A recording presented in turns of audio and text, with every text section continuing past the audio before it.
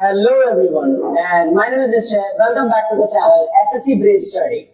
आज हम बात करने वाले हैं दो ऐसे टॉपिक्स के बारे में जिनके बारे में बहुत कम लोगों को पता है और उनके यूजेस के बारे में तो और भी कम लोगों को ही पता है। आज हम बात करेंगे एक मेन टॉपिक के बारे में जो कि हमारा सिनोनिम्स, और उसी के साथ हम बात करेंगे एंटोनिम्स की। आज हम इन दो चीजों के बारे में बात करने वाले हैं, सिनोनिम्स और एंटोनिम्स के बारे में। सबसे पहले इनके बारे में आगे बढ़ने के पहले मैं आपको ये बता दूं कि सिनोनिम्स और एंटोनिम्स होते क्या है। सिनोनिम्स का मतलब होता है जो भी वर्ड हम लिखते हैं उसी से मिलता जुलता दूसरा एक सिचुएशन, वो सिनोनिम्स होता है। जैसे कि अगर मैं आपको एक एग्जांपल दूं सिनोनिम का, तो आप ये बोल सकते हैं, जैसे कि मैंने लिखा ब्रेव। ब्रेव एक वर्ड लिखा मैंने। अब ये ब्रेव का मतलब हम सब जानते हैं बहादुर। ब्रेव का मतलब होता है बहादुर, और अगर मैं इसके सिनोनिम की बात करूं तो इसका सिनोनिम क्या होगा? करेजफुल। यानी कि ब्रेव का सिनोनिम होता है करेजफुल। करेजफुल का मतलब जिसके अंदर शक्तियां हो, जिसके अंदर सहन शक्ति हो, और जो किसी भी सिचुएशन में अपने आप को मजबूती से खड़ा रह सकते हैं। इन दोनों शब्दों का मिलता जुलता मतलब ही होता है। ब्रेव का मतलब भी जो बहादुर होता है, और करेजफुल का मतलब भी जो बहादुर इंसान है। अब हम बात करेंगे एंटोनिम्स के बारे में। एंटोनिम्स क्या होते हैं? एंटोनिम्स का मतलब होता है कोई भी वर्ड उसका जो ऑपोजिट मीनिंग बने वो एंटोनिम्स में आता है। इसको हम एक ऑपोजिट के नाम से भी जानते हैं, मगर ऑपोजिट्स कहीं एक जगह तक सीमित ही होते हैं, और ऑपोजिट हर एक नए शब्द में अलग मीनिंग बनाते हैं। मगर एंटोनिम्स जो होते हैं एक ही शब्द के साथ अलग अलग काम करते हैं सिनोनिम से मिलके। जैसे कि मैंने आपको यहाँ पे ब्रेव का एक वर्ड लिख के बताया, जो उसका सिनोनिम है उसे करेज कहते हैं। अगर मैं इसके एंटोनिम की बात करूं तो इसका एक उल्टा शब्द होता है ब्रेव का, जिसे हम कहते हैं क्वार्डिक। एक मैंने ब्रेव का वहां पे एंटोनिम लिखा है क्वार्डिक। क्वार्डिक का मतलब होता है जो कि सिचुएशन से डर जाए या सिचुएशन से अपने आप को दूर रखे, फ्री रखे, उस वर्ड का मतलब होता है क्वार्डिक। यानी कि fear from the panic situation, इसका मतलब होता है क्वार्डिक। ये एक शब्द से आपने एक सिनोनिम और एक एंटोनिम के बारे में जाना। अब मैं आपको सिनोनिम्स और एंटोनिम्स के कुछ और भी वर्ड्स के साथ एग्जांपल से समझाऊंगा, और आपको समझाने की कोशिश करूंगा कि सिनोनिम्स और एंटोनिम्स होते क्या है। एक आप एग्जांपल ले सकते हैं एम्पैथी का। ये वर्ड है एम्पैथी। अब मैं एम्पैथी का पहले आपको सिनोनिम लिख के बताता हूँ। एम्पैथी का आप सब जानते हैं मतलब क्या होता है। मैं आपको बता दूं, एम्पैथी का मतलब होता है किसी की भावनाओं को उन्हीं की सिचुएशन में जाकर समझने की कोशिश करना। अगर हम बात करें तो एम्पैथी में हम क्या बोल सकते हैं, जैसे कि अगर कोई एक इंसान परेशान है और उसके लिए आप एम्पैथी दिखाते हैं, तो आप उसको अपने आप को उसकी जगह पर रखकर उस सिचुएशन को फील करके तब आप उसके लिए एम्पैथी दिखाते हैं। इसके साथ इसका सिमिलर वर्ड यानी कि सिनोनिम जो हो सकता है वो सिंपल सभी लोग जानते हैं,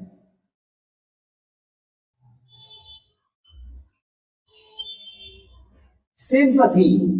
इसका सिमिलर वर्ड या सिनोनिम कहे तो हम बोल सकते हैं सिंपैथी। सिंपैथी का मतलब ही सेम ही होता है, यानी कि किसी की भावनाओं को समझ पाना। मगर इन दोनों में एक डिफरेंस है जो मैं आपको समझा दूं, जिससे आपको एम्पैथी और सिंपैथी के बीच का डिफरेंस समझ में आ जाएगा। एम्पैथी का मतलब होता है कि किसी की भावनाओं को उसी की जगह पर खड़े होकर और रहकर समझने की कोशिश करना, और सिंपैथी का मतलब होता है किसी की सिचुएशन को खुद समझना, अंडरस्टैंड करना, और उसके लिए अच्छा या उसके दुख को बांटना। बस इन दो चीजों के अलग अलग मीनिंग है, मगर दोनों एक दूसरे से बहुत सिमिलर है। अब हम बात करेंगे इसके एंटोनिम के बारे में।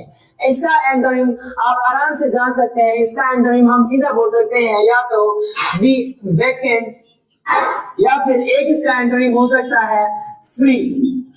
फ्री या वैकेंट, दो इसके अलग अलग एंटोनिम हो सकते हैं। मैं इसके आगे लिख दूं सिनोनिम और एंटोनिम ताकि आपके लिए आसान हो जाए।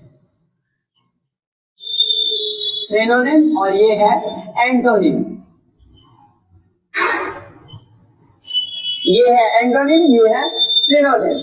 ओके, एंटोनिम में दो अलग अलग वर्ड आते हैं, पहला एक वैकेंट और दूसरा फ्री। वैकेंट का मतलब आप वैसे भी जानते हैं, वैकेंट का मतलब खाली, और फ्री का मतलब तो वैसे ही फ्री।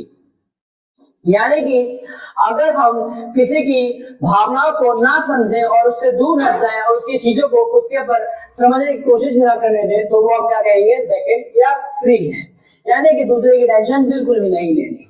इसके बाद एक और वर्ड से मैं आपको सिनोनिम्स और एंटोनिम्स समझाने की कोशिश करता हूँ, आशा है आपको वो भी समझ में आ जाएगा। अब हम बात करेंगे अगले एग्जाम्पल के बारे में, जो कि सभी लोग उससे फैमिलियर हैं, जो वर्ड है स्ट्रॉन्ग। स्ट्रॉन्ग के बारे में सब लोग जानते हैं, स्ट्रॉन्ग का मतलब होता है मजबूत या फिर ताकतवर। तो इसका हम सिनोनिम बता सकते हैं, स्ट्रॉन्ग का मतलब पावरफुल, पावरफुल। और इसका जो एंटोनिम है वो हम बोल सकते हैं, इसका एंटोनिम का मतलब इसका हो सकता है वीक।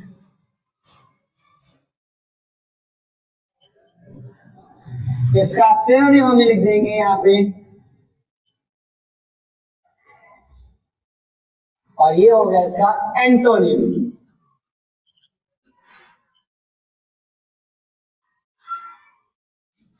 मैंने यहाँ पर लिखा है पहले स्ट्रॉन्ग वर्ड, और इसका सिनोनिम है पावरफुल, और इसका हमारा एंटोनिम है वो है वीक।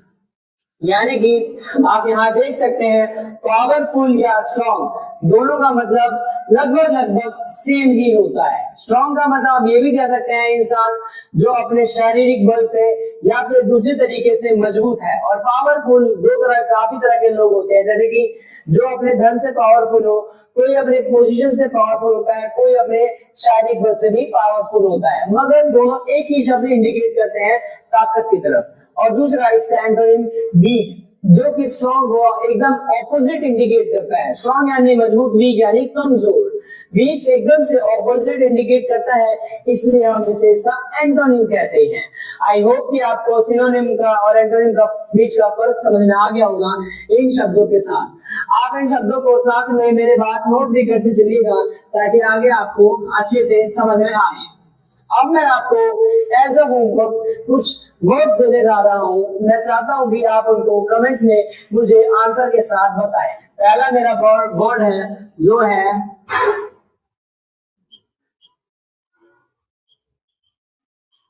Boulder dash.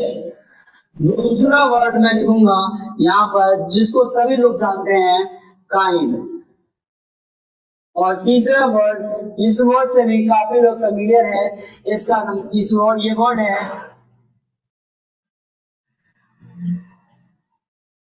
इनोसेंट। मैंने ये तीन वर्ड लिखे हैं, बोल्डर डैश, काइंड और innocent. I know boulder dash कुछ लोगों के लिए नया वर्ड होगा, but if you try and search for it, आपको समझ में आ जाएगा बोल्डर डैश का। बोल्डर डैश का मतलब होता है, हम कहें तो बोल्डर डैश का मतलब एकदम भद्दा या बकवास, इसका मतलब होता है बोल्डर डैश।